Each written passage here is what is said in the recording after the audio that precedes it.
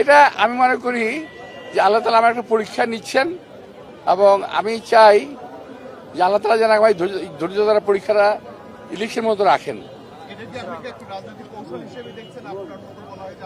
না, এটা হচ্ছে কি ইরিটেট করার জন্য, আমাকে একটু মানসিকভাবে অশান্ত করার জন্য কোন একটা মহল করছে।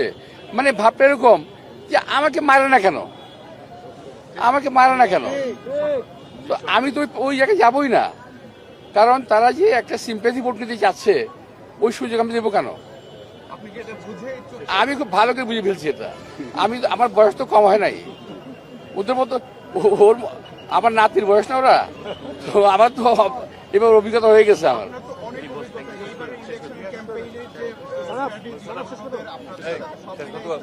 না না, এদের এবারে নির্বাচনে ওদের কোনো স্ট্র্যাটেজি নাই। ওদের স্ট্র্যাটেজি হলো কোন রকম ক্ষমতায় যাওয়া, পার্টিকে বিরক্ত করে, মানে কোনো বিরোধী দলকে, অপোজিশন পার্টিকে বিরক্ত করে একটা সিন ক্রিয়েট করে তার সিম্পেথি নেওয়া।